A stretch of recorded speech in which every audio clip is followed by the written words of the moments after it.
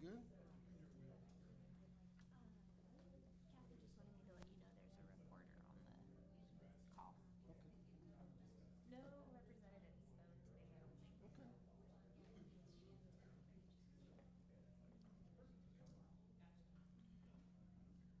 Good evening, y'all. To introduce myself, what happened? Okay.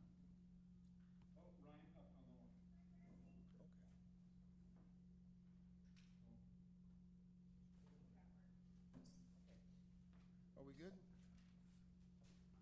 Everything's up. Okay. Good evening, everyone. My name is Dwight Holland. I'm the ESM for Badger at Fort Sam Houston for the Army Environmental Command. My accent isn't like everybody else's. Just a little bit about myself. I was born and raised in Eastern Kentucky, and back in July, I had to miss that meeting. My mother had passed, so I had a lot of relatives, so my accent has gotten thicker. So y'all.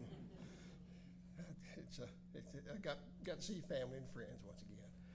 So, but I went to school at Texas A&M University. I've worked at Department of Energy sites in Oak Ridge, Nevada test site, and at Los Alamos, and at Army sites in Anniston, Alabama, as well as here in the Badger and Cornhusker. I'm the ESM at Cornhusker, and I've worked in the oil and gas industry for about 16 or 20 years.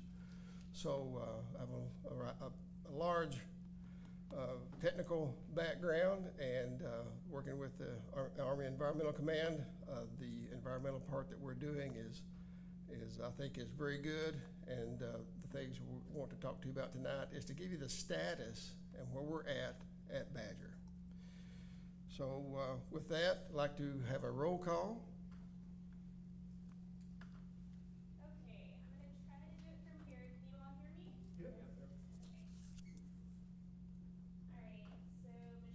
Is not here this evening.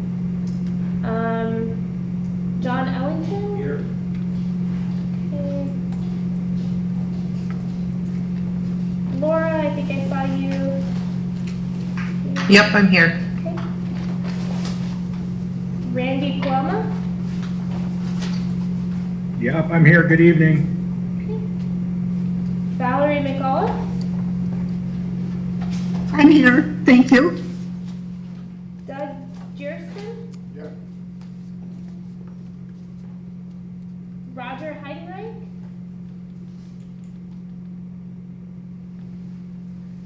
Tim McCumber? Stephanie Brensky is Tim, just like Stephanie, okay. Before you leave tonight, can you spell it out for me? absolutely. All right, great.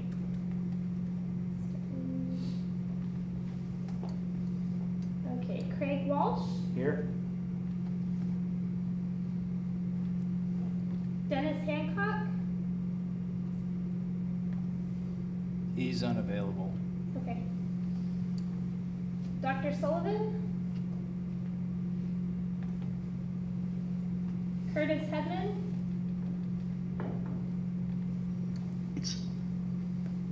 Oop, did I hear something on the virtual meeting? I see you, Curtis. Okay. Luke Lampo? Here. Robin Muir?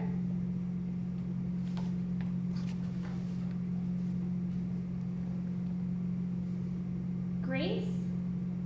I say your last name. Ocean? Grace Bozen, I'm here. Bozen. Okay, thank you. Mike Gleason? Yeah, I'm Charlie Wilhelm?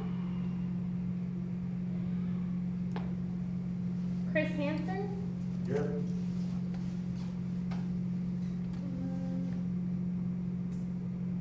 Mary Jane Koch?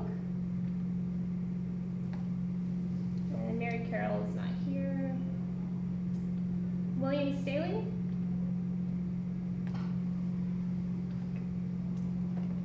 Okay, I think that's it. Thank y'all.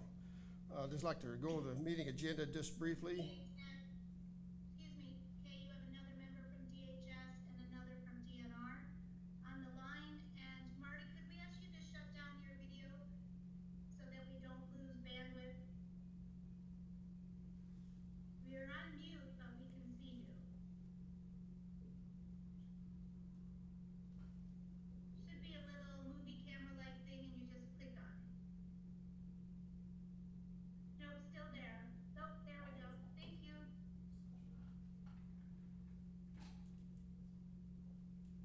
Technology.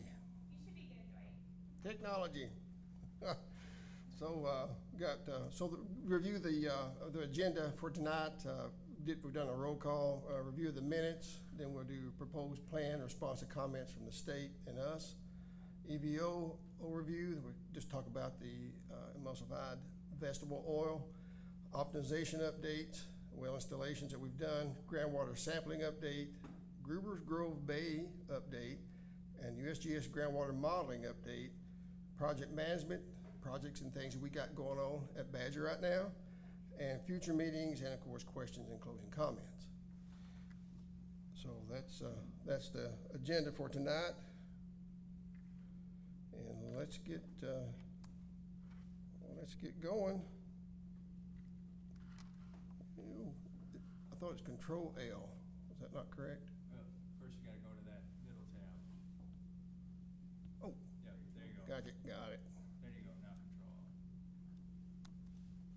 All righty.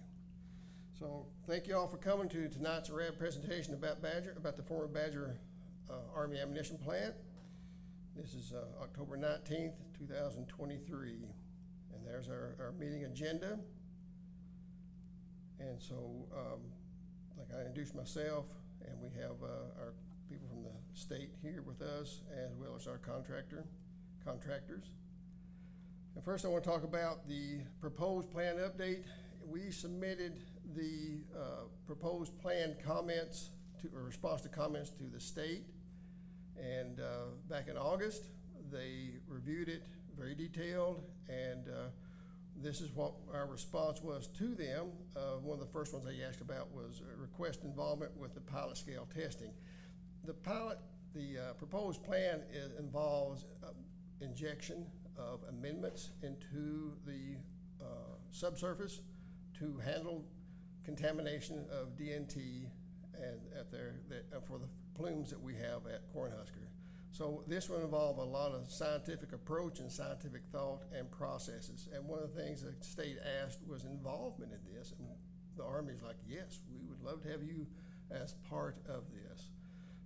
The RIFS talked about the anaerobic conditions. The example that we have used in the past, our analog to the proposed plan, is in Cornhusker Ammunition Plant in Nebraska. This particular site has had DNT and RDX as its contaminant explosive. They did apply this amendment to the groundwater, and it has had tremendous success for taking care of remediating the contaminant there at Cornhusker. So we have an analog to try out at Badger, and there's a lot of things we have to do on the upfront to make sure that this is the right proposed plan to handle the groundwater contamination for DNT. And so we would do the pilot test that we would do would happen before we start really designing it. We gotta make sure everything works to handle the conditions, subsurface conditions at Badger.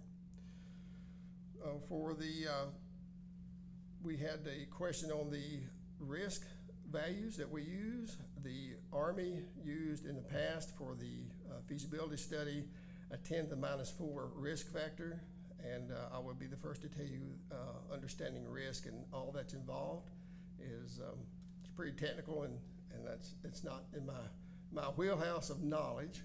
But so we used a 10 to the -4 for cancer risk at for the nitrocellulose plume, everything, and the 10 to the -6 for groundwater outside the boundary. So 10 to the -4 inside, 10 to the -6 outside.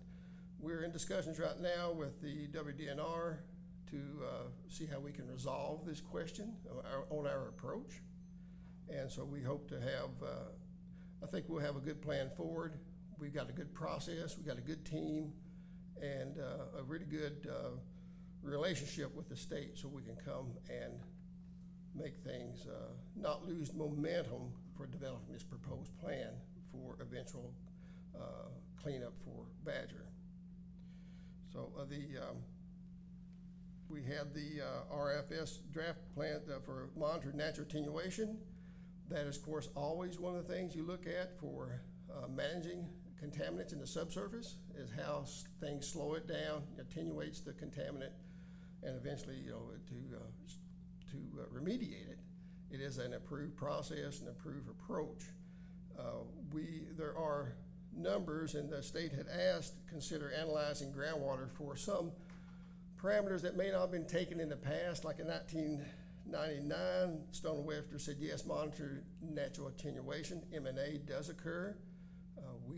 We have taken some as of now, and to help characterize that. So we're working with the state to help develop a monitor natural attenuation for our work. And also this information will go into the model that will help the USGS do their subsurface modeling, and then we'll talk more about that later.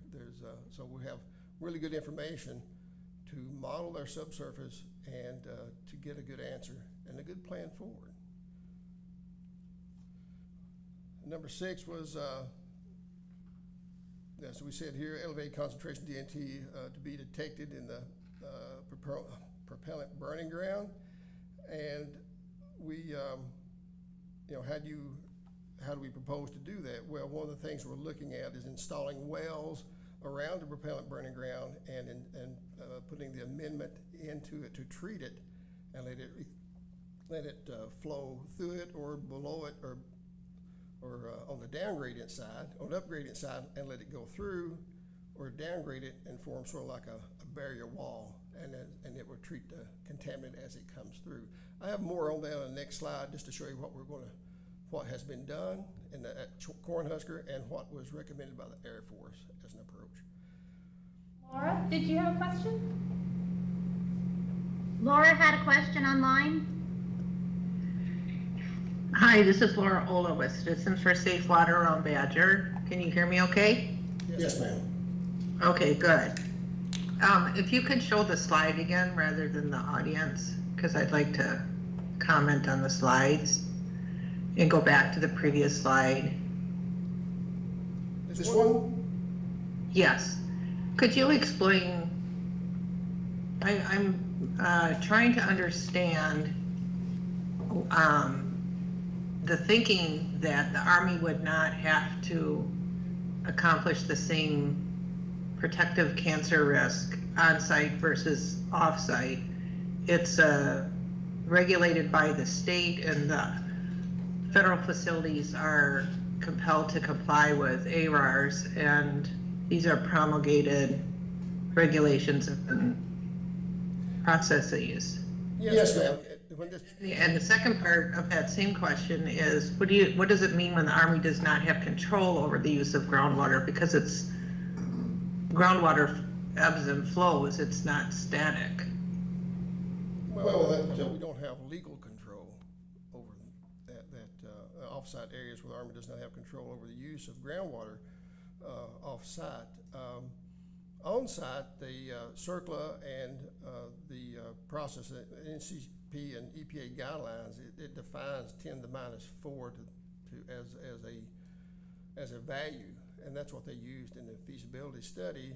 And so that's what we use, since at that time in many places we use that as on-post versus off-post. And where you do have on-post, you have land use control, so we have control of that, but off-post, that's in the public sector. Site, you can leave more contamination in the groundwater, because if somebody tries to use it and it's contaminated, that you can preclude that use. Like you could say you can't put a well anywhere inside Badger because it's more contaminated. Yes, there are land use controls, and we have people and other processes you have to follow to get anything inside that area. Well, yeah, I understand. I disagree with that logic though, because it's not static. If it is on one side of the fence or the other, it's one body of water, it's one resource. There's no chopping it in half. So I have a problem with that and support the department's request that I feel that the Army should comply with as a directive from the state to have cleanup as protective on-site and off-site, because eventually what is on-site will flow off-site. And the other thing I was noting is that you talk about experience at these other sites with RDX and TNT.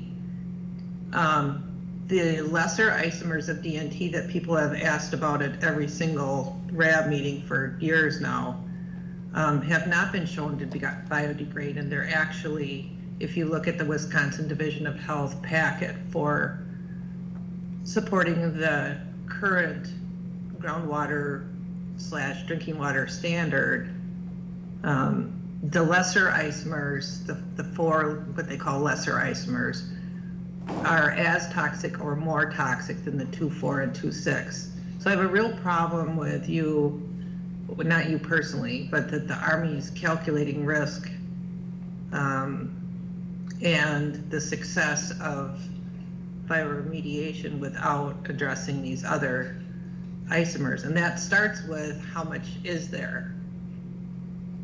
How much is at the source area? If you don't have a calculation of the mass at the source area, there's no way of accurately predicting. And the last comment I have is, there's a lot of discussion about groundwater flow and USGS, perhaps they can address this, but that's separate, that's a different thing. Groundwater flow does not simulate contaminant flow. We really need a contaminant transport model that would simulate contaminant movement. So thank you for the opportunity to comment. Yes, ma'am. Yes. For the groundwater model, the part of it is, you have to, and you're correct, you have groundwater flow, it's not the same as contaminant transport, and that is part of the modeling that the USGS is doing, so they're taking that into account. That's good. And so, I also want to, and members have also asked about testing the soil for all 6 forms of DNT, and that's actually been done elsewhere at the state, at the Barksdale site in Washburn, Wisconsin, and they tested for all 6 isomers of DNT in the soil. We've discussed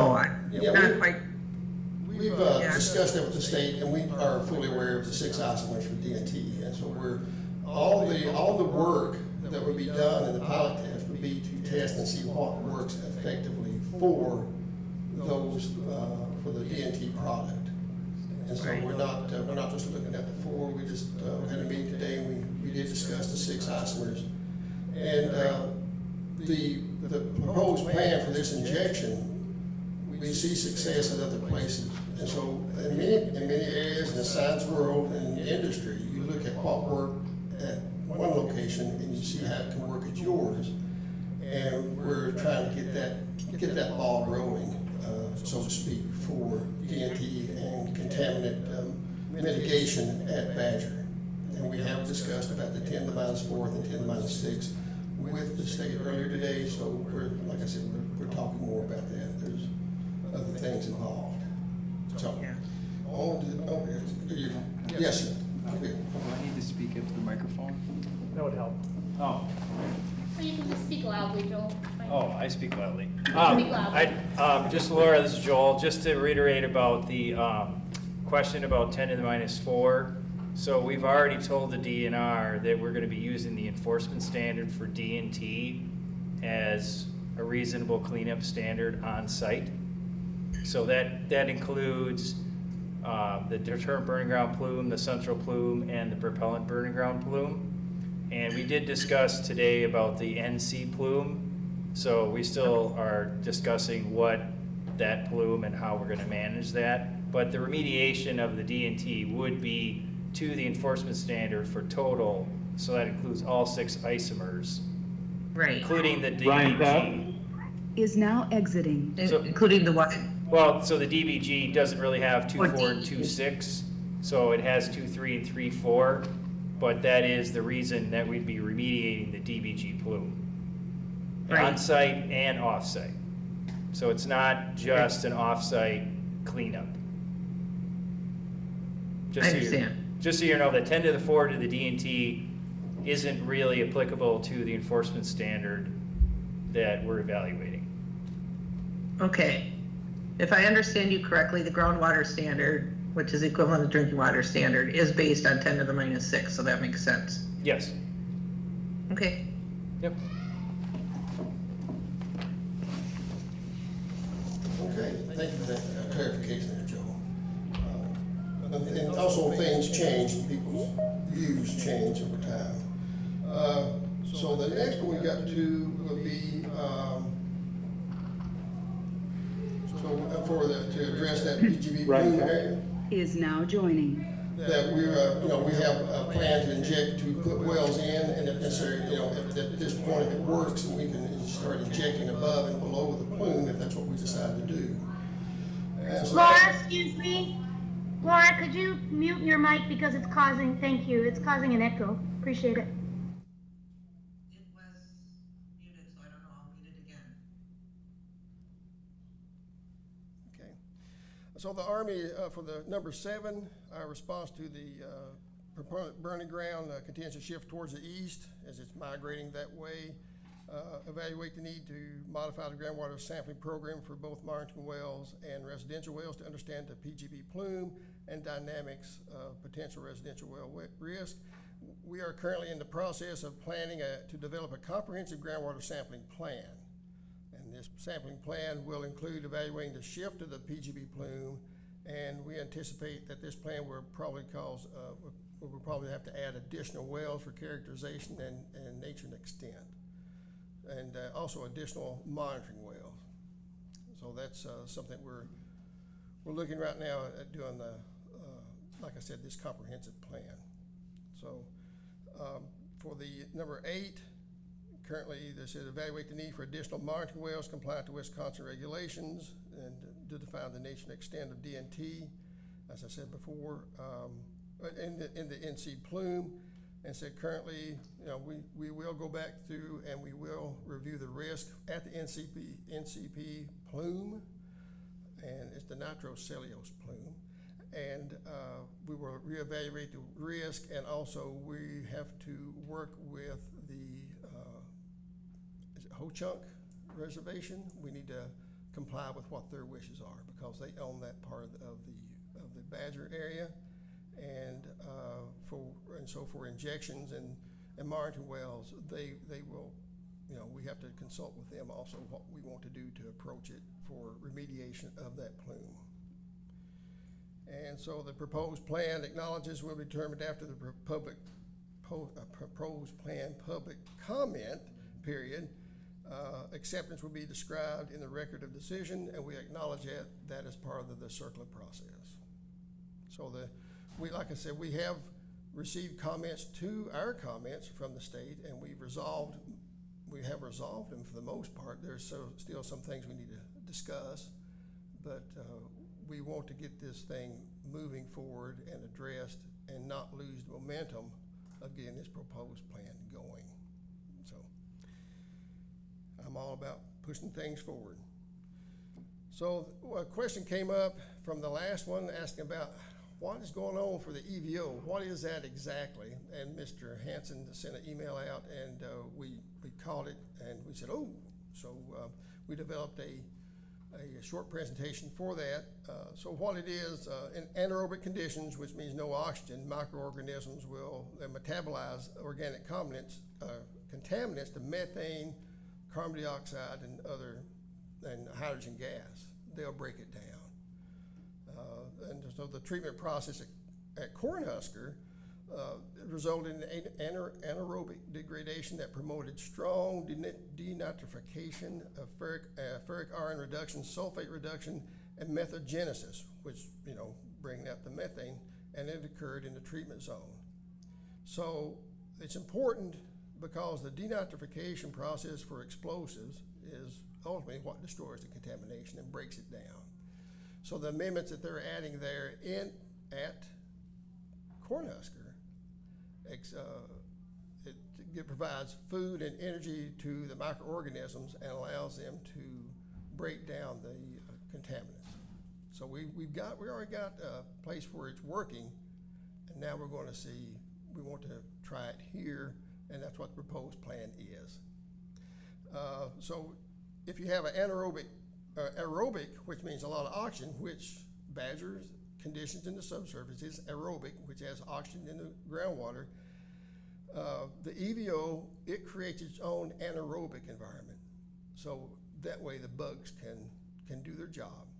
So this EVO we will inject, or plan to inject, it creates its own subsurface environment for the breakdown of the DNT. Now this is observed at Cornhusker, and what they injected there is it's a soy oil and a lactase-based amendment, and they use blackstrap molasses for the process. So that gives a lot of food and energy and things for the bugs to eat. And my experience with blackstrap molasses was my grandfather used it on his biscuits in the morning. So I was like, wow. So he loved that stuff. So we're anxious to get this pilot test going for this. So now the similarities, you ask about why we're doing this. So I'll give you some similarities here between Cornhusker and Badger. Both Badger and Cornhusker have aerobic environments. So that means we have a lot of oxygen with the groundwater cycle. It's moving through there pretty fast. And so we have similar conditions for aerobic, and it will make anaerobic. So it works. Both have similar hydraulic conductivity. Now what that means is how far does the water move per day. At Cornhusker is between 242 to 370 feet a year. So that's, in a year's time, that molecule, that part has moved that far. At Badger, I did an average of the hydraulic conductivity from the RIFS, and it's about 175 feet a year. So that's pretty close. As a geologist, that's right on the money. But so we're looking at that. Both have similar porosities. Badger has 26% porosity, effective porosity, and Cornhusker has 20%.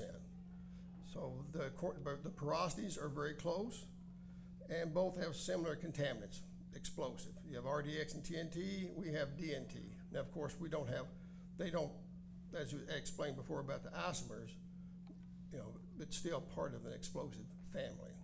And so we see these as an opportunity of a treatment for the subsurface. Yes. Moving back to that previous slide, please. Yes. I guess I'm really struggling with what you're presenting here because there's a lot of subjective words in there, but there's nothing really analytical that tells us how long has this been going on, what percentage reduction of these materials has been achieved, is it achieving its goals, how much it cost. As a taxpayer, I would ask that.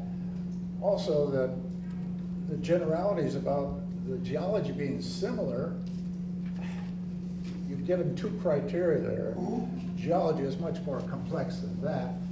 And just looking at the horizontal connectivity there, 175 feet a year in Badger, but it has higher porosity. That tells me the permeability is lower. Means the cementing agents, if it's a sandstone or whatever, are probably different. How does that affect the effectiveness here? You're giving us a lot of feel-good stuff, but nothing analytical. Well, for one, as far as I can answer the geology part. Yes, and you are right that it appears there may be a permeability. Permeability is the ability for something to go through, through something like something can have, like shale has a high porosity because all the everything's a piece, but the permeability is almost very, very low. And sponge has high porosity and high permeability because water would go through very quickly. Just to explain between the two, but yes, there are differences. But that's the whole point of the whole thing that we're after. We see similarities, not exactly right. They're not exactly the same. I mean, even there's lateral variations with any site or any basin that you're at or any area, and so. That's why we want to do, part of this proposed plan of what we want to do, we inject this subsurface, EVO subsurface, but you do a pilot test. And so we have to understand what it is, does it work, and will it work? So there is a scientific process, and we work closely with the Corps of Engineers, both in Omaha and with Vicksburg. So we already it's already worked and followed the process down there, so we're going to do the same process here and see if the pilot study will give us results that we want. If they don't, then, you know, we'll go back and do something else. But this is the best thing that we can do right now to remediate the groundwater. But if Cornhusker is being held up as an example of success, you haven't shown us that it's actually successful. You just said it's successful. Well, I'll show you just, but I just wanted to go through that process, save the best for last, Mr. Anthony. But you know, I wanted to explain on the front end that doing this pilot test and things we're going to do for understanding the subsurface and the addition of this amendment, it's not something that you just, you know, click and let it go. It takes a long time, a long process, and a lot of information has to be developed and discovered and used. So, you know, we conduct our pilot test, get research, and then once we find it, then it becomes part of the remedial design. You start, if it works, you know, we do design to develop how we want it to be, and then was that acceptance in this pilot study, was it acceptable? If it's yes, then you start breaking out and getting more, and then you always revise where it's not working good here. Then you say, well, what can we do to change it? Is our mix right? We know in the lab it works. What's our mix here? And so you're always, and when you implement it, you're always optimizing. Always saying, are we getting the best result for what we're doing? It's not like just throw it out there and let it sit. There's always review of data, and where can we improve? And that may be changing our concentration. It may be, you know, maybe installing more injection points. I mean, that's one of the things that you have to consider. This is your spacing. What's our spacing going to be between our injection points, and how deep we're going to take it? These are things we hope to get and understand in the pilot study, but we have to start somewhere. Yeah. Go ahead.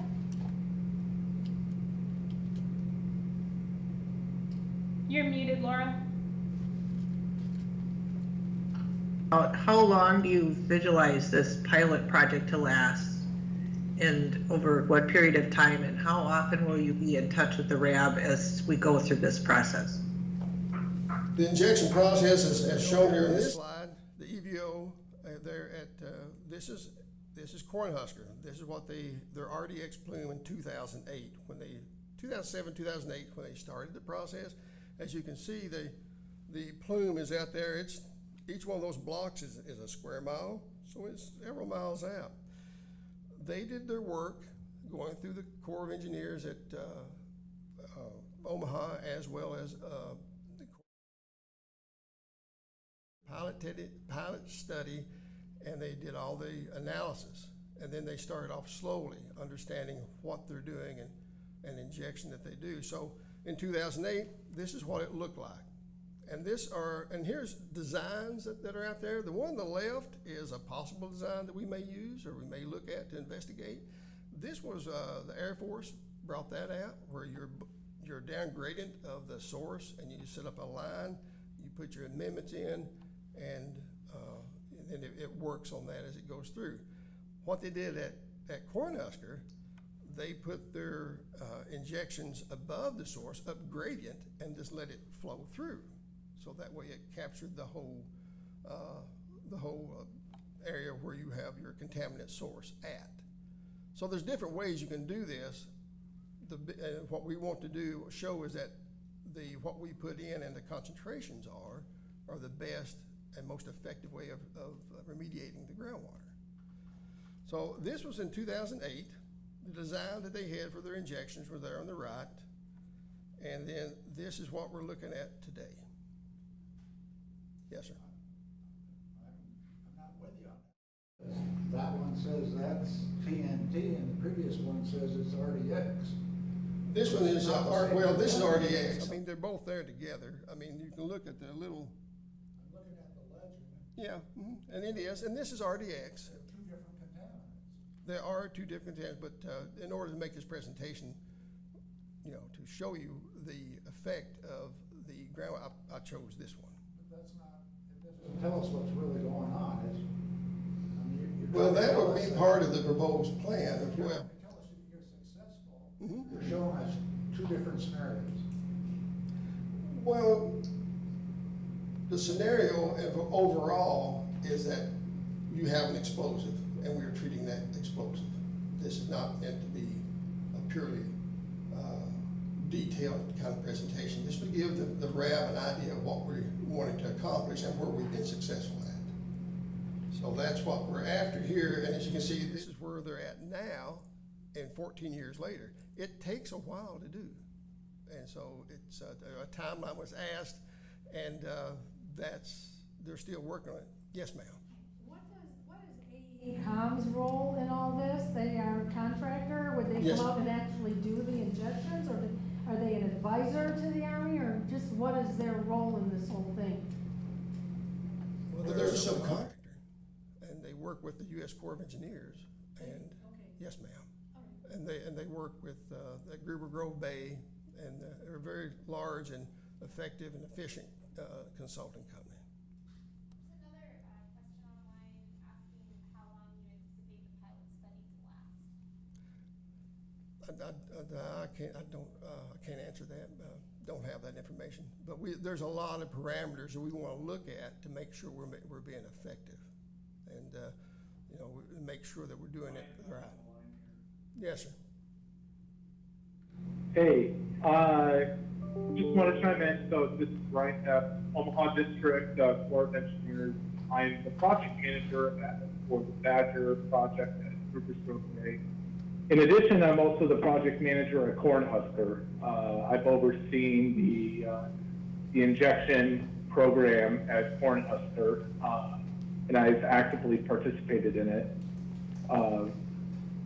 I just wanted to chime in to help clarify a couple of things. If we need to, we can provide some concrete numbers that show TNT RDX degradation from 2007 until 2021. We have those numbers. We have several figures that show how effective the treatment has been. TNT originally and RDX had migrated off-site to the city of Grand Island. We're effectively able to treat those explosives with the injection formula. Over a period of 14 years, that plume went from about 5 miles wide to being contained in the legacy footprint of Cornhusker. The important thing too with the injection formula, as Mike noted, is that the anaerobic conditions promote denitrification, which is a real chemical process that is employed when destroying the explosive chemicals in the ground. We at the Army Corps are very, very confident that, as a thought piece, that this injection will more than likely we're very confident that it will work at Badger.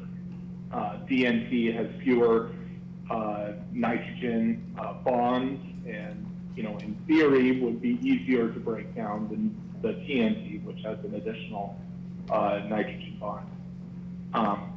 But if further technical information is needed, please, at the conclusion of the meeting, write down what you want to know, and my team in Omaha can assemble some bullet points and provide some figures and data quality points that can help substantiate the TNT the denitrification of the explosives at Chap. One more thing before I go back on mute is the contractor was previously AECom and that had teamed up with small businesses that was prime contractor. The current contractor on site at Cornhusker is Bryce Environmental. The PM for Bryce, much like Joel, has been working at CHAP for 20 years. He knows the site in and out and has done the injection when it first started up until now. We are pursuing a new $9.9 million contract allow us to direct award injection work in the future at future sites because of the success at CHAP. So Bryce Environmental would be a front runner for any kind of work that involves injection and the treatment of explosives. So what you would get the same package at Badger that you would at Cornhusker. With that, I'll conclude. I'll go back on mute. If there's any additional questions, Dwight, just chime in. Okay. I think. Thank you, Brian. Kathy, did you want to speak? Yeah, so I think the big question is length of time. So how long do we try this before we say it's not working and we need to try something else? Or how long do we try this before we go, okay, now we know? Because I know at Cornhusker, you had success early on and then you made decisions based on that, but I don't know what the timing was. You know, showing us 2008 and then 2022, that's a long way. That's 14 years. We're not willing to wait 14 years at Badger. So what is the timeline that causes the Army to make a decision point of, okay, it's working, we're going to continue, or it's not working, we're going to go back to the drawing board? That's what I think the concern is that I'm hearing. That's a good question. I'll go ahead and answer that, Dwight. At Cornhusker, when we conduct injection, it's typically conducted in the spring into the early summer. So right after crops were planted, we got our team out there, and we would go back in the fall to conduct post-injection sampling. And year over year, we were able to see degradation. So within about 3 to 6 months, the anaerobic environment at Cornhusker was able to produce quantifiable results. I can't guarantee that that's going to be the same at, I can't guarantee that that specific timeline will be the same. I can, it should be 3 to 6 months to promote the anaerobic environment. But that's what we experienced at CHAP, and that's what we hope to replicate at Badger. And I think Kwong has also said in the chat that his experience has been 6 months to a year. And then the other question is, so this doesn't even begin until we go through the proposed, if I'm correct, this doesn't even begin until we go through the proposed plan and there's an agreement that this is what the Army is going to pursue. And so the beginning of this isn't even most likely next spring, is that correct? This is Joel. We still have to write a decision document, and that has to be signed by the Army at the highest level because of the dollar amount.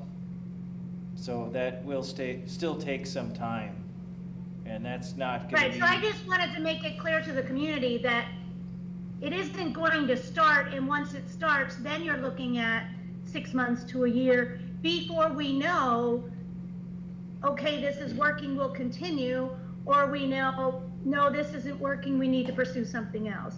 So just trying to manage the expectation of how quickly this will happen. Remediation is not a quick thing, so I just wanted to make sure you're aware. Right, Kath, this is Quan, and what Joel and Dwight and Ryan's mentioned was correct, that, you know, we have a whole process of finalizing this proposed plan and going to the public, meetings, presenting to the public meeting, and then finalizing the decision document. So our time frame with that is, is up to the end of next year, and after that, we will proceed into our next phase of renewal design, which would include the pilot studies, which I mentioned could take 6 months to a year to prepare that, and go out in the field and do all the pilot tests to find out if this alternative is fitting for this site. And if it does work, then we will implement the full scale. And as Ryan mentioned, that once you implement the full scale, that there are multiple sampling events that would happen after you do your first injection or even second injections.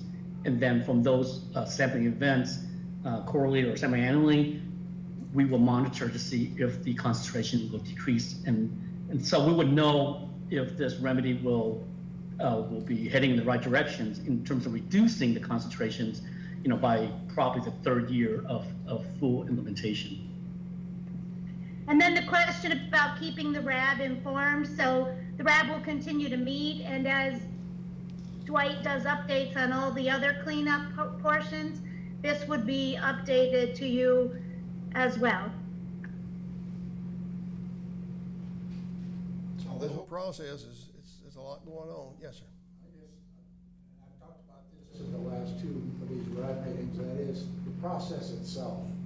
Here we're going down the road of what appears to be a pre-selected alternative, because we haven't actually made a decision about which alternative to select formally yet. There is no record of decision. And furthermore, if there's all the success at Cornhusker, which I truly hope there is, and I believe what you say, why isn't that incorporated in the analysis in either the RIFS or in the proposed plan, so that we can see that success and bring that parallel forward? I don't understand why we're not using this information you're telling us about now, why that wasn't put in the analysis to get to this selection of this alternative that he appeared to have already made. The RFSS alternative 4 was this in mind. That's part of the FS was number 4, and so the proposed plan, you pick which one you want to pursue and would have the greatest chance of success, and that's what we did. It's just generalized there. There's no supporting analysis in there that I saw. In the feasibility study?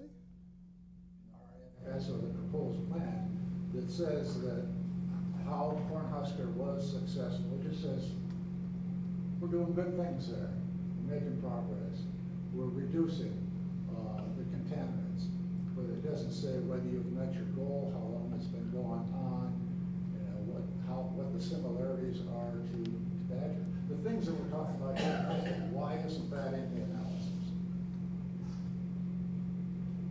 I'll have to get back with you on that, and I mean, that's a lot of, there's a lot of things on that when we made the FS, they went through and looked at the best alternatives and things to go at. Then you look, and we knew about Cornhusker and what went on there, and thought this would be the best way, and so that's what the choice is. So it sounds like you're asking for two things here. You want us to make the correlation between Cornhusker and Badger, but we can't do that because they aren't the exact same. So that's why we are trying the same technology at a different location, but because the conditions aren't the same, we can't say exactly what's going to happen. So you do the pilot test to verify your assumptions that it will continue, as the Corps of Engineers says. They have good confidence that it's going to continue, but we're doing the pilot to see if it does. And if it doesn't, we are back to what other alternatives are there that we can try.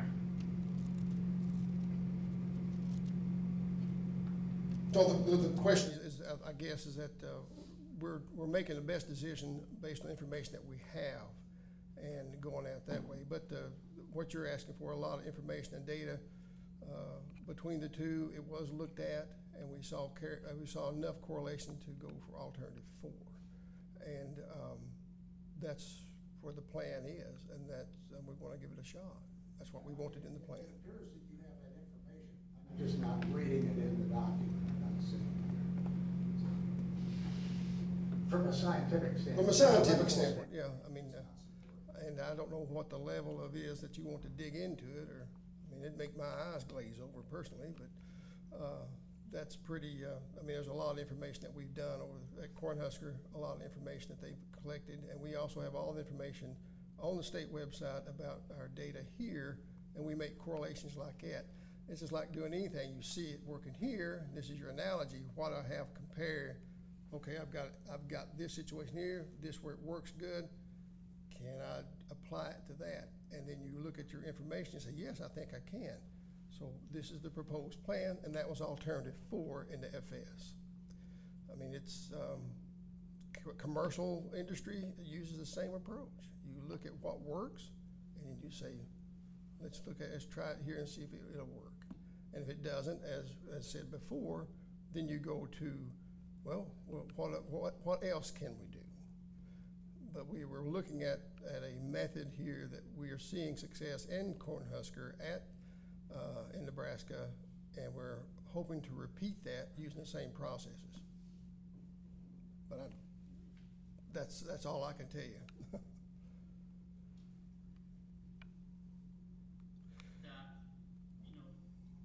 The proposed alternative that we're picking is not out of the blue.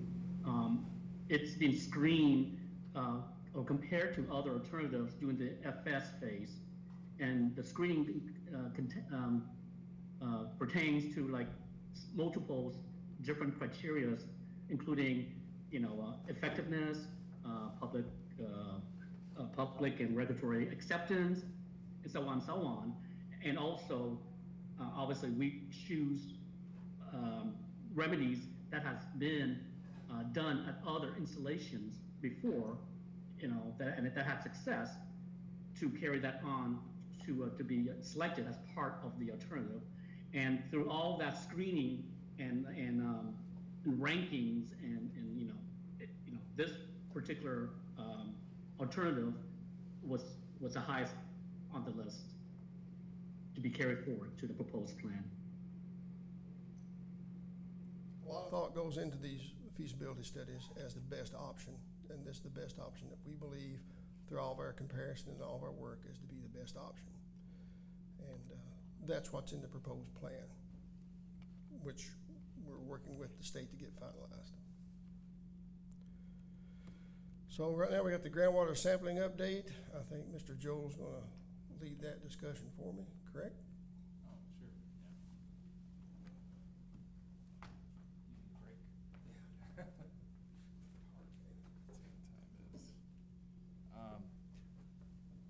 So just minor updates on sampling. We had 62 residential wells sampled in August. We did include additional wells that work with the DNR, and so down you can see, yeah. So down in the PBG area, there were additional wells included along 78 and Z, right on the edge of the plume. The majority of those wells are deeper, so there had been some concern about ethyl ether, and if the plume is migrating ethyl ether further to the east, as we've been talking about the chlorinated solvents. So these wells had been tested back in 2018, 2019. We did go back there, and I think one of the wells had a very low ethyl ether, maybe even 1 part per billion. The PAL for ethyl ether is 100. The level, just so you know, the level that is right over here on Z, more towards this part of the plume, is at 1300. And that's right above the bedrock. So most of the wells that we're talking about over here, they're either right near the bedrock or into the bedrock with their wells. So those wells are going to continue to be tested as part of, even when we're evaluating this next monitoring plan next year. I imagine that these are going to stay in because of this reasonability of why they need to be tested. We also changed some of the sampling up in the deterrent burning ground plume with this idea that the deterrent burning ground plume has been expanding some with the D&T, with this well here shown in red. This is a monitoring well, so some increased sampling of there's not a lot of residential wells out in this area. It's mostly farmland, but we did realize which wells need to be included and more frequently. No D&T in all the 62 wells that were tested. We had previous D&T detections in the central plume right by Gruber's Grove Bay. That one was clean during this year. That well is sampled quarterly though, so we're going to continue to sample that well quarterly, as well are a couple wells in the deterrent burning ground plume are sampled quarterly. As far as the September groundwater of all three plumes here, the central plume is mostly annual. We're still reviewing the results. We did tell the DNR today that we're looking to get them that final information in early November. The overall look is there are similarities again to April, so not any significant changes for wells that I've seen so far. And November is where we do some of the central plume wells down near the Gruber's Grove Bay area, and then we do have the quarterly wells in the deterrent burning ground plume. And we did have 5, I'm going to have a slide, we had 5 new wells that we installed in the last month, and we did have 2 wells out here at the end of the deterrent burning ground plume, so we're going to be able to get those sampled in November, and then we can start seeing what information we can on is that plume, has it migrated further than we had thought. We just didn't have any sample points out that far, so it's somewhere right in this area. Oh, did I already? Oh, I guess I kind of summarized the next slide already. Sorry. So we had Wiggins Bay up here, Gruber's Grove Bay at the bottom, and then during this August sampling we had carbon tet down in the propellant burn ground plume. This is along Keller Road and the plant boundary. The carbon tet is above the PAL in 2 residential wells that are screened in the sand, and that is where we're finding the carbon tetrachloride on site. We do have numerous monitoring wells directly up gradient from those homes, so we can track at all depths where the contamination is. So their concentrations are very similar to what we're seeing in those monitoring wells, but the level would have to, it is less than 1 part per billion for carbon tet. 5 is the cleanup standard or the drinking water standard. So it would have to increase quite dramatically, but there is a slight increase that we're going to continue to monitor, and that's with the monitoring wells also that are up gradient. So we can see what could be coming. If there is something, then the DNR said that we would have to reevaluate if we were getting close to an enforcement standard that could reach those wells. Kathy has something to say? Yes. Go ahead. And you're looking, this is Laura again. If you're looking at carbon tet, doesn't that break down to vinyl chloride under certain conditions? And are we tracking that in the plume and then these offsite wells? Vinyl chloride has not been detected, but it is sampled for in every VOC sample that we've been collecting. Normally it's TCE is degrading to vinyl chloride, but we have not seen any vinyl chloride in any of the wells or tracked any historical vinyl chloride production at this moment. Thank you. Then what about nitrates? Are we tracking that? We talked about denitrification, and I know that was a measure of success, in air quotes. Propellant burning ground was the high nitrates. Are we seeing any? We continue to do nitrate testing around the propellant burning ground waste pits themselves. We still have very low nitrate. The standard in Wisconsin is 10. I'll tell you that the well there's a well over on Highway 12, which is down gradient from the farm fields off Badger. That well is at least twice that standard, but that's related to farming. But we will continue and probably increase the nitrate sampling within the PBG, especially if there's an injection program. Nitrate and nitrite would be high on the list for testing. You want to know exactly what those levels are as you're doing any process like the injection. But I imagine that before that happens, there'll be a more robust program to evaluate where any additional high nitrate could exist already in the water table.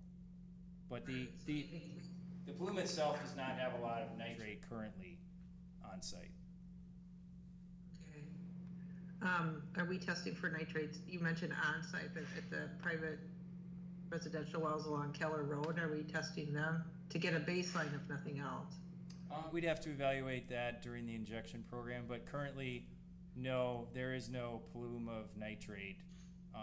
In the past, there had been a lot of nitrate testing back in the 2000s, and it was not showing anything at the time. Right. It might be good to look at it now because the conditions are a lot different right now. We would have to evaluate the difference between the USDA farming practices versus how that would impact anything related to Army concerns. But if it has anything to do with the injection, they would want to know how that baseline is before the injection would proceed. Yeah, well, I hear what you're saying. Nitrates could be coming from the settling ponds because that's where wastewater is discharged. I'm thinking more about making sure that we have a good handle on drinking water quality, what people are actually using. Not the idea is not like, well, we need to point to a source somewhere. So I just want to make sure that we're vigilant and not just testing on site, that we capture those same things off site. Thank you. Sure. And I would follow that up. So if the wells up gradient from those homes were tested for nitrate, if they were high, then a consideration would be to test the residential wells if that's necessary. Thank you. Sure. Kathy, go ahead. So Joel, I want to take that back, I'm sorry. So I feel like we still didn't satisfy Mr. Hansen's concerns on the groundwater. So Ryan, I wondered if the Corps might be able to provide Mr. Hansen a point of contact that he could call if he has the more technical questions about the success at Cornhusker, so that we don't have to take the time of the entire RAB, but that we can make sure Mr. Hansen's concerns and his questions are answered. Yeah, I can be the point of contact. Dwight can share my contact information following the conclusion of the RAB. So Chris, if you just see Dwight, you can get that, and then you can ask all the questions you have, and then if you still have more, just let us know.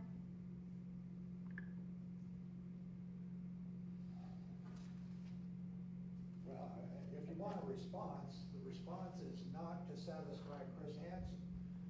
The response is to put analysis in the documentation to support the selection of the alternative 4. Provide some hard science, provide some actual analysis rather than subjective decision making. That's what I'm looking for. There's actual criteria that we have to follow that EPA provides, and we do that, and it's in the documentation. It's in that feasibility study. But it seems like you wanted specific information about Cornhusker, and the only way to get that, it isn't through any Badger documentation, it's through Cornhusker documentation that I thought Ryan could help you with. So maybe I misunderstood, sorry.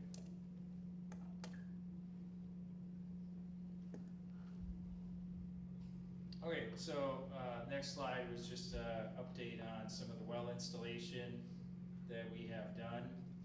So we had 3 wells previously talked about. People have seen it maybe on the bike trail. That's in the propellant burning ground plume. The wells there actually show no contamination of DNT or VOCs above a drinking water standard. So there are no enforcement standards in that particular well nest. There is chlorinated solvents, but we're not finding any DNT at that well nest. We did also get 2 wells drilled, as I just mentioned, out in the deterrent burning ground plume by Highway 78. living in that area, you drive by Wiggins Bay area, look off to the left, you'd be able to see a couple of pipes sticking up with aluminum caps on them. So those are the ones that we're hoping to get tested next month. And then we did 3 wells in the central plume. We talked with Luke. Instead of the Wisconsin Power light wells, we're still in negotiation with their legal team about real estate rights and negotiations. There's a lot more involved than we thought, and so it's going to take longer. So to get the contract moving and get something going, he did have requested additional wells in the central plume, and so we switched gears and got our contractor to drill those wells. Those are by the landfill. So existing landfill, there's a long east-west road along Rocket. We needed to identify so right up in here we had a well nest completed, and then did I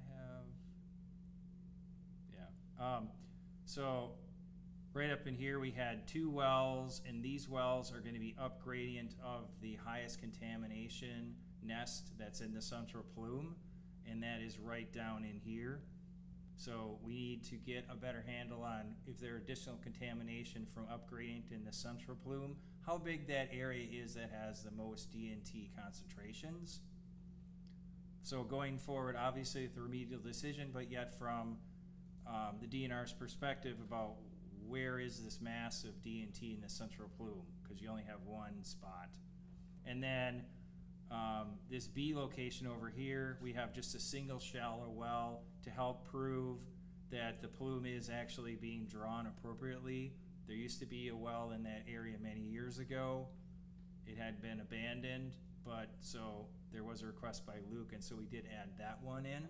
So we are going to get these sampled, and so we at least get some feeling for where things are before all the central plume wells are sampled in June. So we'll be able to provide that update at the next RAB meeting about these new wells that were drilled and what the sample is.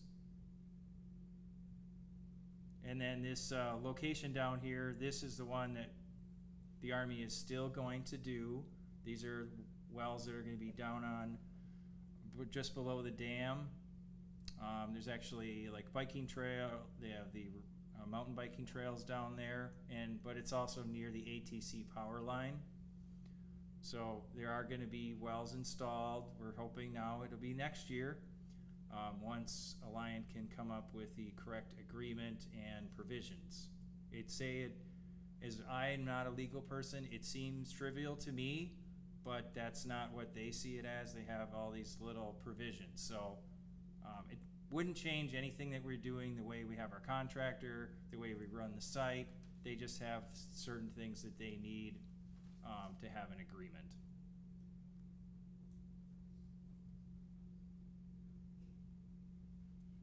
Any questions on that groundwater update?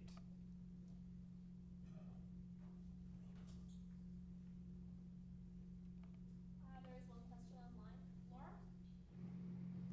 Yeah, I have a question. This is Laura. For the next meeting, because we're talking about degradation of DNTs, there's 3 things I'd like to request for the next meeting. One is a list of all the degradation products of DNTs. And 2, which ones have standards. And 3, which ones are we testing for?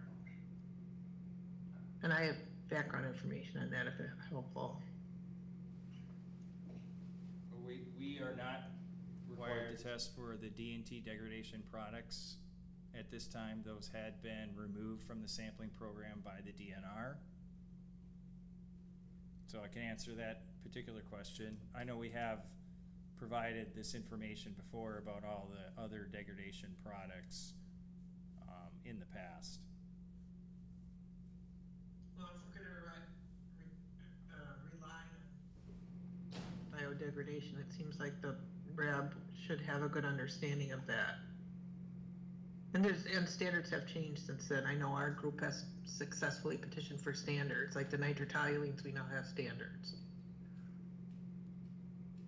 So you're saying you don't have to do it, or can you do it?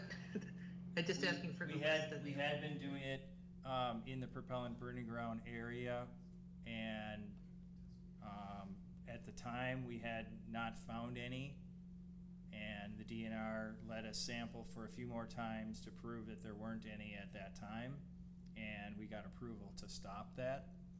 But I'm not saying the injection program wouldn't include D&T degradation.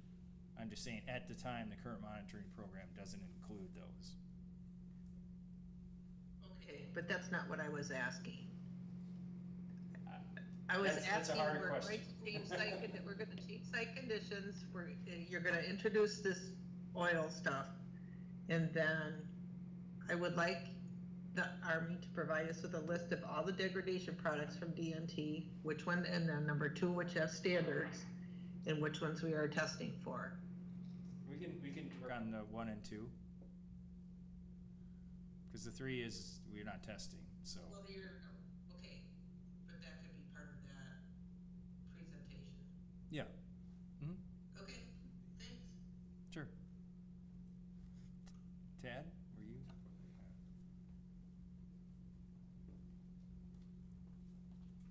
So you can either hit the down, the over arrow, and then if you need to show something. Okay. That's pretty much it. All right, that's great. Good evening, my name is Tat Ebihara. I'm with AECOM, and I've led the team that's reviewed the Gruber's Grove Bay data, sort of the encompassing data to date. Our scope of work is a desktop remedial investigation survey, so kind of re-looking at all available data and looking for steps forward. So this is a progress update. Results are not final, and there's not a final public report available, but we do have a draft report in review with the Wisconsin DNR. So I wanted to provide an update on some of our findings. Last time we presented the findings, the mapping of the sediments. If you remember, there was a surface layer above the most probable background standard, and then a subsurface layer where we showed the areas, the hot spots that were in the deeper soft sediments of the bay. So today I'd like to summarize the risk assessment findings, both for human health and ecological risks, and then give you just an overview summary of the recommendations in the draft report and the next steps.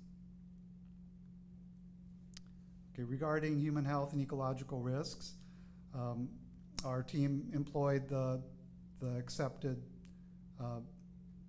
risk assessment protocols that are accepted by the EPA and using Wisconsin DNR criteria as well. And so the human health effects, first of all, represent both residents around the bay, recreational users, and anglers or people that fish, and look at all the different types of contact that those humans are involved with the mercury impacted media. And it also takes into account the chain of mercury accumulation within different levels of the ecology. So like if for the trophic levels, if fish consume aquatic insects and accumulate mercury, and smaller fish and then larger sport fish consume the panfish, that is taken into account in all of this analysis as well. So what the main finding has been for the human health risks is there were not human health risks above the effects for acute or chronic health risk. And then the one possible exception is of mercury accumulation in sport fish and human consumption. And again, these risk assessments take into account conservative assumptions and methodology. So it's not an average condition. It's more like a maximum condition present in the bay. With regard to ecological effects, again, with the pathways for mercury accounted for. The bottom dwelling benthic species are aquatic insects or larvae that develop and grow within the sediments. That's the primary exposure, which represented risks above acute and chronic or chronic standards. And then again, the chain of impacts for the sport fish were also above those standards. And this ecological risk review took into account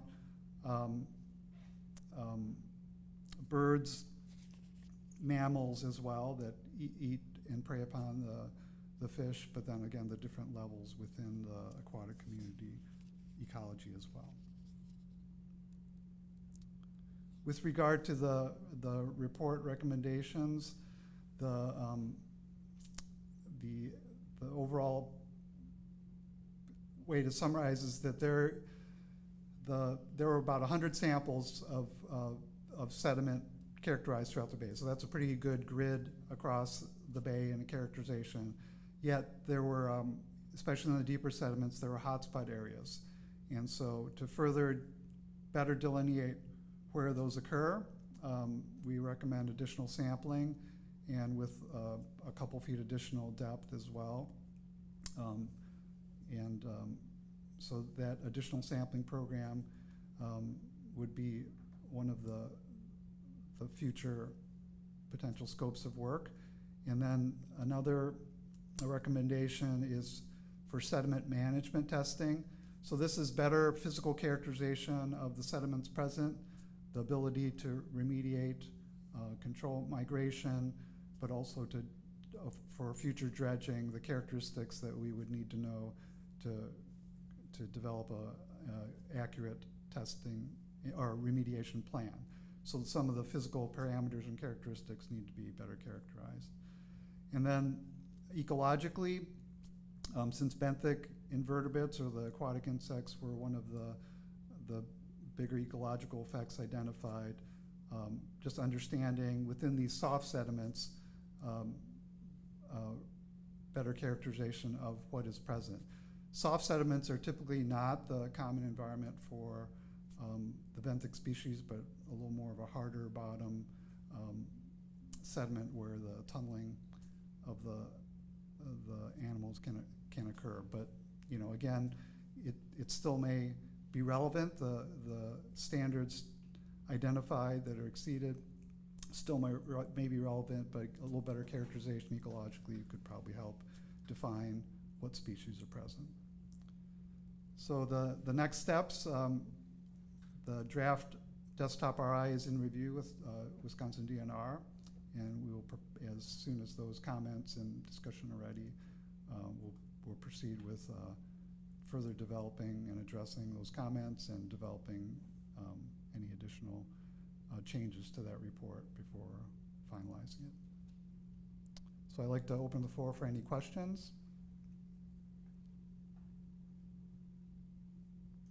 Laura, do you have a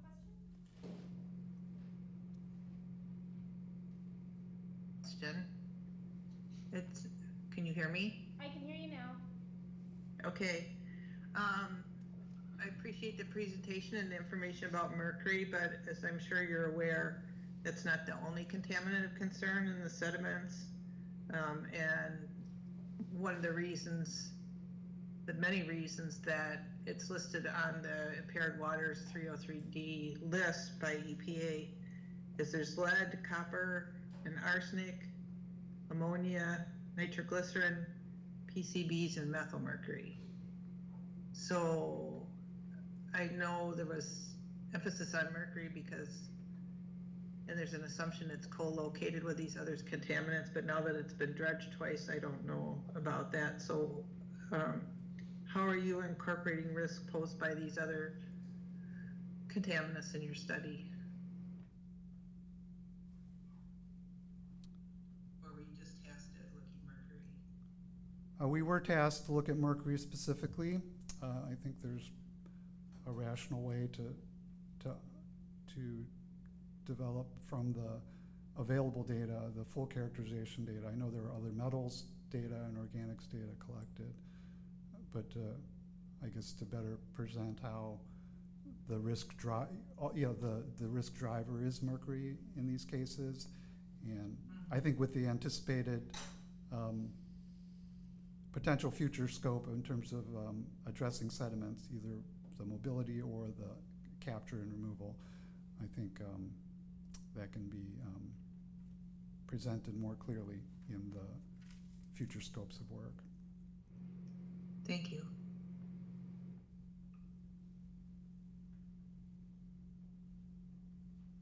Any other questions?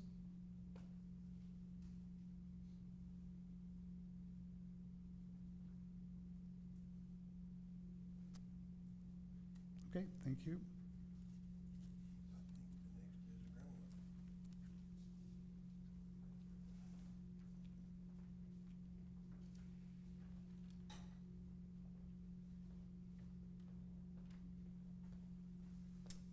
Okay. Discussing. Oh, hi. I'm Megan with the U.S. Geological Survey. I'm with a couple of my colleagues in the back, Howard and Nick. And we're just going to give you a brief update on the groundwater flow and transport model that we've been working on. So just a reminder, we're working on a groundwater flow and transport model that simulates the movement of contaminants with the groundwater at Badger. We've been working on this the past couple of years, and we're focused kind of where we're at and where we plan to head this next year.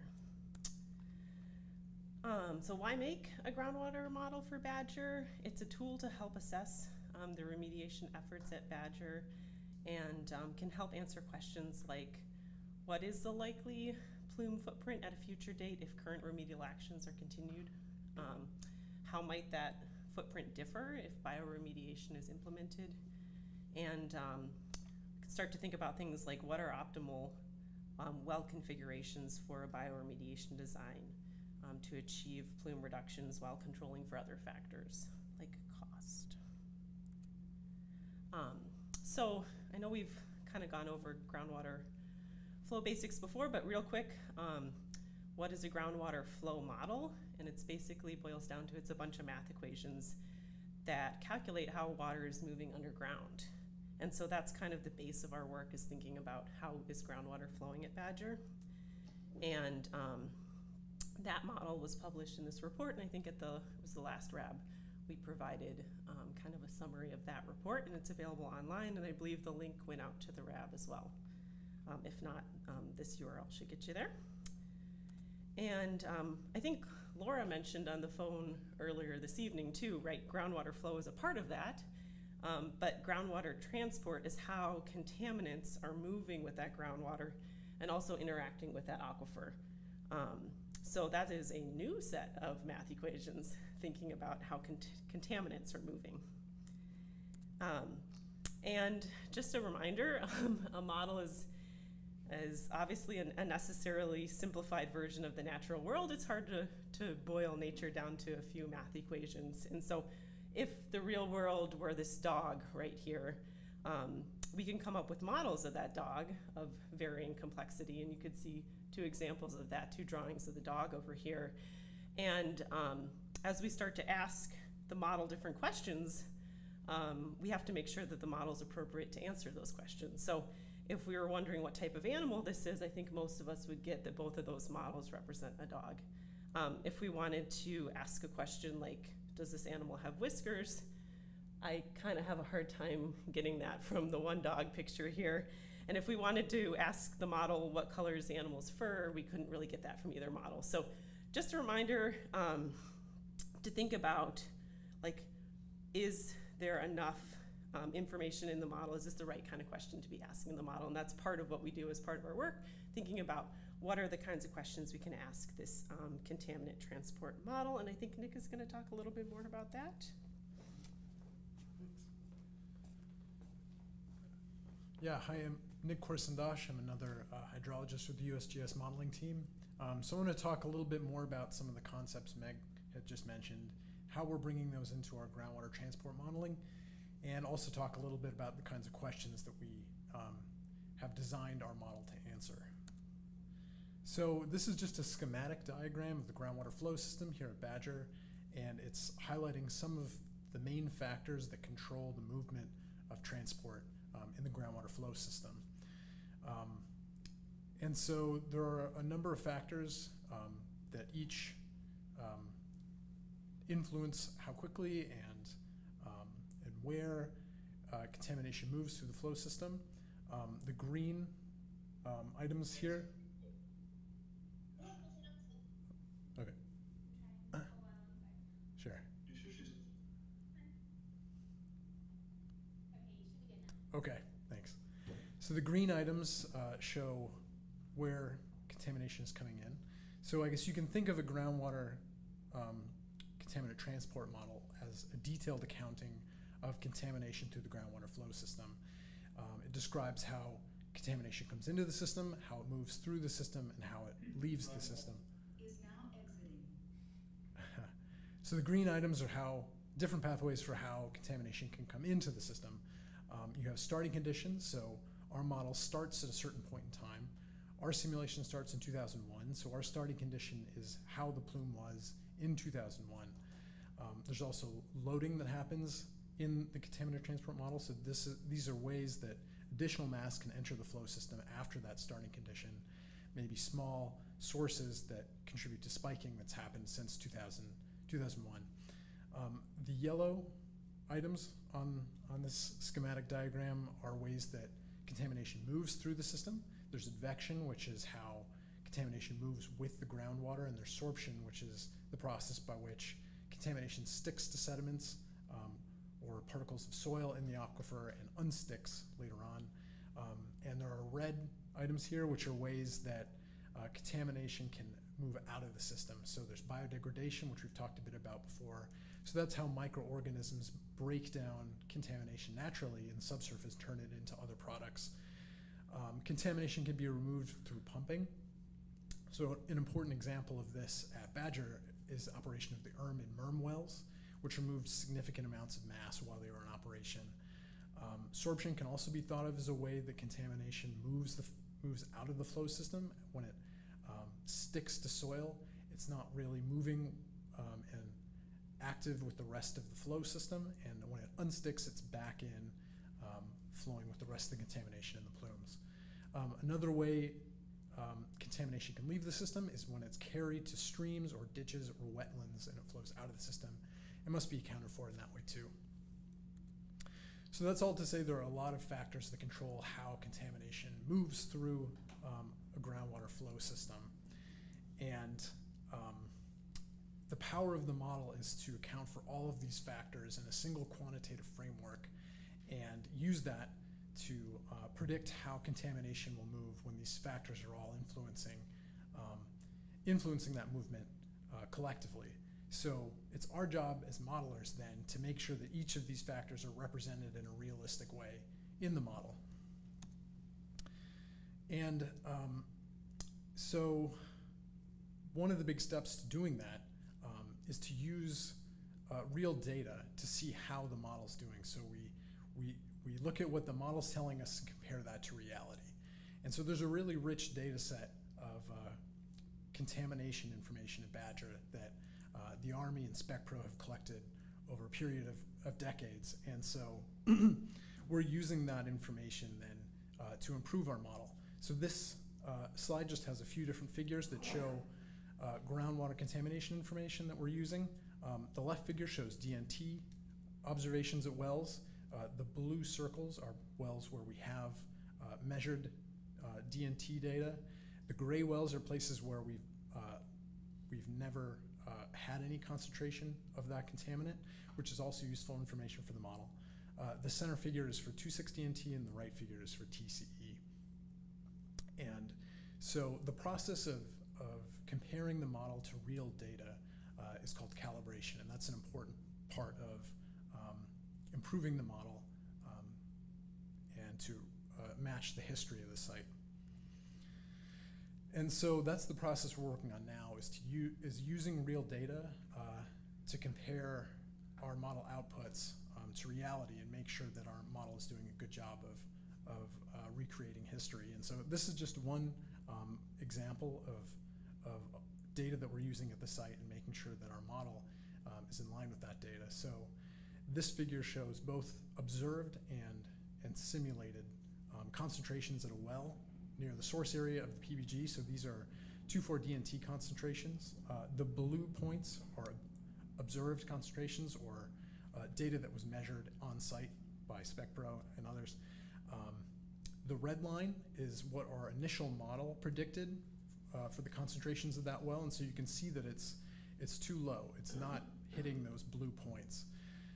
But we can adjust the factors in our model. So those factors we talked about before, in modeling we call those parameters a lot of the time. So we can adjust our model parameters and tune the way that contamination is moving through our model to better match what is actually happening at the site. And so each of those gray lines are alternative parameter combinations.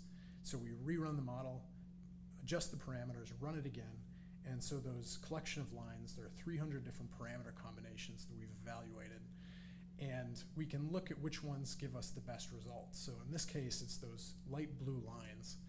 Those are some of our best model results. So we can then look at the parameters for those particular models and learn about what those are doing that's giving us a better ability to match historical data. And that process, there's a lot to learn, and iterating through that process of upgrading the model, making sure it's doing a better job of replicating history and running it again is an important process in the transport modeling. So looking ahead, right now, we're working to develop this base model which will match the history of the site.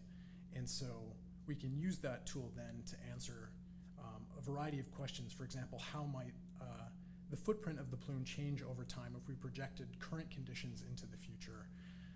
We can also start to think about the bioremediation system. So if we were to install a remediation system and treat the DNT at the site, what would those changes likely look like? And although there's a lot of uncertainty in what kinds of results would happen to DNT in response to a remediation system, we can use the model to evaluate kind of both ends of the uncertainty of that particular question and look at the range of outcomes that are likely given that uncertainty.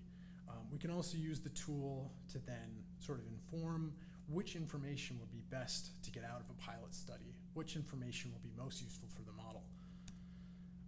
And so looking ahead then, the contaminant transport model will continue to be a useful tool that we can refine with additional data as it's collected and as it comes out of the pilot study. And then we can use this tool to help design the bioremediation system potentially and look at things like what is the optimal placement of wells for remediation system above or perhaps below the source area, how many wells would be effective to get a certain outcome, and other sorts of design questions like those. So I think that's all for the groundwater modeling update for now, and we'd be happy to answer some questions if you have any. Yeah. Nick, this is Joel Jansen. Could you go back to the 3 maps? Just want maybe a clarification. I know maybe the answer, but with the number of dots, could you clarify the time range when all those dots were actually collected? Yeah, so this isn't including maybe some of the most recent data. This is through 2021, I believe. So it starts in approximately 2001 through. Okay, so it is a very wide. So somebody might be looking at that going, wow, that's a lot of other DNT, and so you know that there's a wide range of time. Okay. Right, so that's an important point, and we're calibrating through time and space. So these aren't necessarily representative of what the concentration is now or even in the past. It's just scaled to how many data points are there at that location. And so we have sort of these big data sets for all 3 of these COCs that we're using to history match our model. Okay, yeah, thanks. Laura, do you have a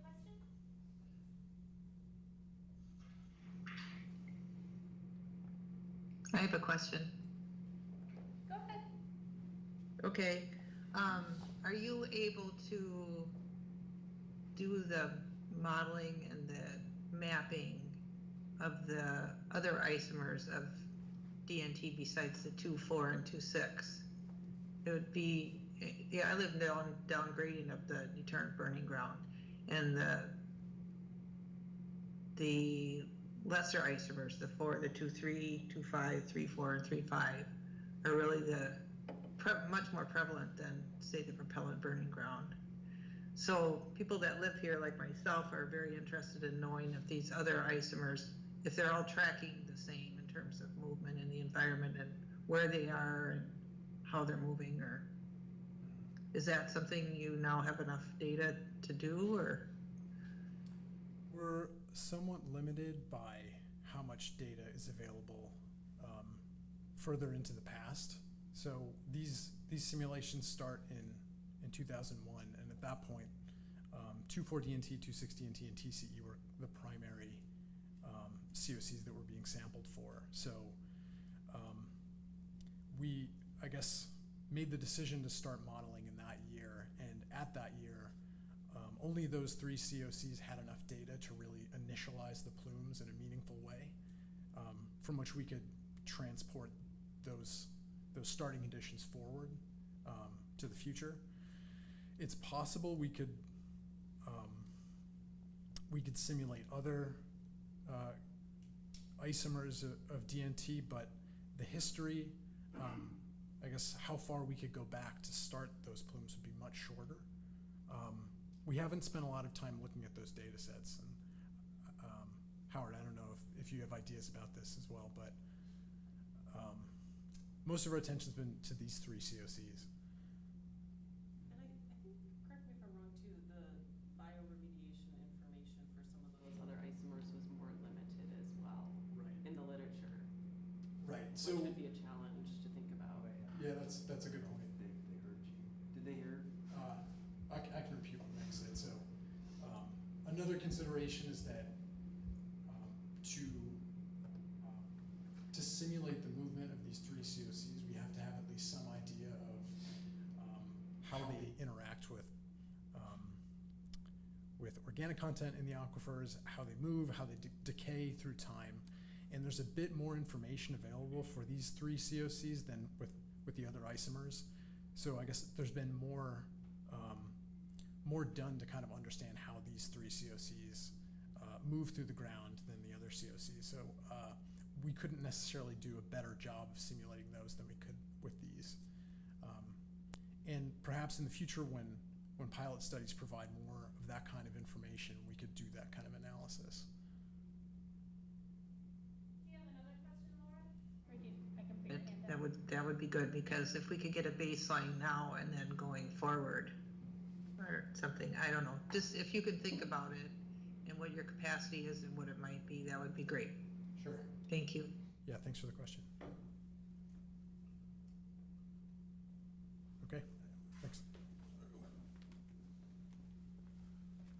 Appreciate your presentation on the groundwater modeling for that, which we will use as a tool for bioremediation. All this comes together and fits together, all the work we're doing and all the information. So, so the project management plan, we talked a proposed plan for the site-wide groundwater, as we've discussed earlier in detail, is to install these install wells, injection wells for replacement of the emulsified vegetable oil at numerous locations along the plume to reduce the concentrations of our volatile organics and DNT.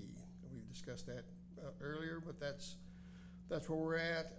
The draft plan was sent to the WDR on August 8th, and so we got back their comments this week, and we will be working with the WDNR to get it finalized. Once it's finalized and all the comments to the draft proposed plan have been reviewed and accepted by WDNR, a final proposed plan notification and a 60-day public notice comment will begin. And this is defined by a circular process there. So the second 5-year review that we've been working on, the draft final was delivered to USACE on September 11th. And it's undergoing internal reviews. As always, these draft finals, you pick up things, and so they're addressing some comments and that were missed before, and so we're fine-tuning that to make it, to get things all addressed. And the second 5-year review is anticipated to be published and available to the RAB and the community, we're hoping by November of 2023. And like I said, there are some comments we're still, trying to address, but we're moving forward with getting it all wrapped up and tied up for presenting to the RAB. And so the Badger Installation Action Plan, that we worked on that for quite a while, that has been finalized, and it is published to the Badger website. And I had September 20th, it might have been a little bit later. There's a couple of websites, and I might have got the wrong date on one of them. But the Installation Action Plan is also listed there, as you can go to that and read through that, what we're planning to do for the site, and the timeline is there for different remediation, operations, construction, RIFS, those kind of things. So for another thing that we're working on right now, and it's going into final stages, is the settling ponds, and it's for expanded site inspection. This includes the Final Creek, the settling ponds, and the disposal areas, 1, 2, 3, and 4. And a site-wide groundwater monitoring plan that I mentioned before, that's also part of this. And we expect to be sometime in the next, in the fall here pretty soon. We've got our contracting people have issued that to the cost proposal solicitation on September 7th. So we got done on August 30th, and they buttoned it up and sent it to SPS for their costing, and we're working through that right now, answering questions and get some clarification so they can accurately give us a cost estimate. And once we have that and agree to it between us, negotiate, then we can get that part started, and then the process for the SI for the settling ponds can begin. But like any other project you have, when you develop a scope of work, you said, well, this is this is great, this is wonderful, and you give it out, and there's lots of questions, so it takes a while to get everything resolved so everybody's on the same page. And that's where we're at right now, but it's almost done. And for the PFAS remedial investigation for the propellant burning ground, as part of the PASI that was done here at Badger, looking at groundwater sampling, we did find a small amount of PFAS in 2 wells of 14 and 7 was the concentration in parts per trillion. We have developed a scope of work. It was reviewed technically internally, and it's now being revising the package to accommodate some internal reviews. In other words, we looked at it from a technical standpoint, then there's other things that come in for administrative part that we have to address and get that aligned. So the contract package, we hope, it's going to include Badger. It's part of this, and we're planning for an FY24 award. We just have some, like I said, some administrative reviews and questions and clarifications for our own people. So the PFAS is that RI project is on the books and moving forward. And lastly, we have here for the landfill number 5, that was part of the work that we issued, scope of work we issued a little while back. That work has been completed. Landfill 5 is part of our obligation to continue the maintenance of these landfills, and for the 1986 closure plan, as well as the state statutes, we're complying with that. And we've completed the surface grading, we've completed the hydroseeding, and so as of now, I went out and looked at it. All the work has been completed, and we just don't have any grass yet. So that's about all we're lacking. So we are getting work done, and we have lots of work in the pipeline. It just takes a little time to get things done. This is our future agenda. We have our dates. The next one is January the 18th, 2024.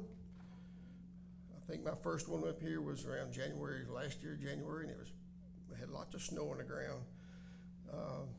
And April 18th, we have that meeting, and July 18th and October 17th are our next year's meetings, our quarterly meetings.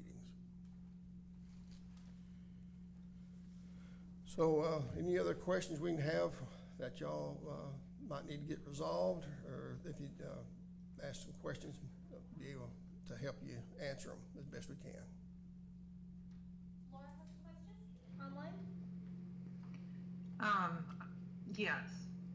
This is one of the more important comments I have for this evening too, and this has to do with the early slide. I think it's slide number 4, where you talked about the proposed plan and the RIFS and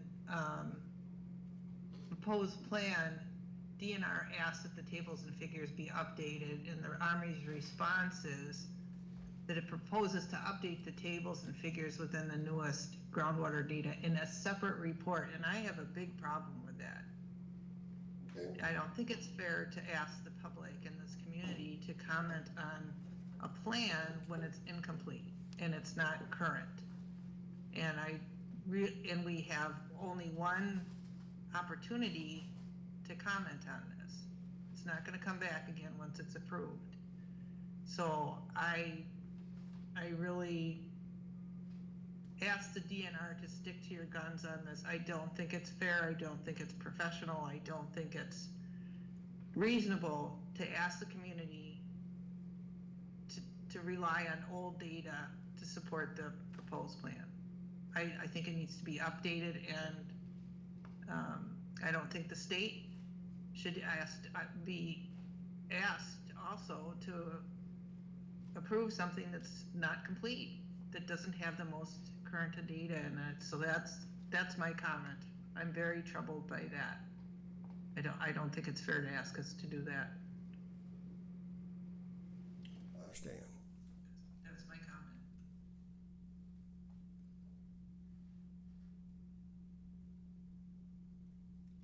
We will work with WDNR and continue on this.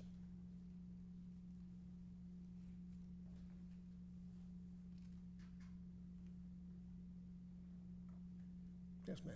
When you're talking about the PFAS testing and work, we discussed just briefly the last time about whether or not we have PFAS coming through the leachate.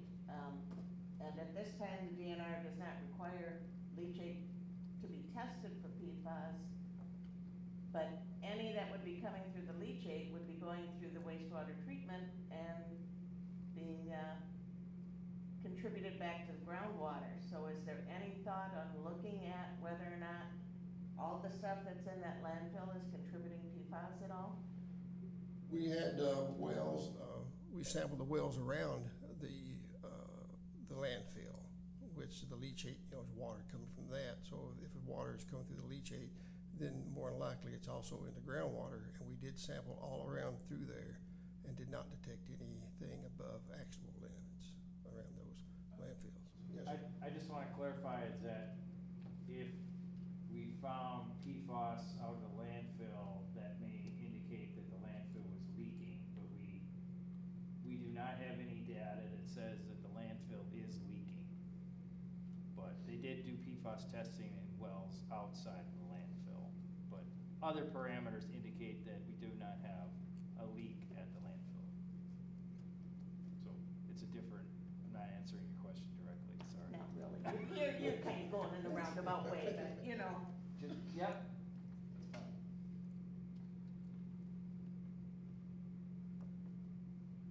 Any more questions online? Or comments?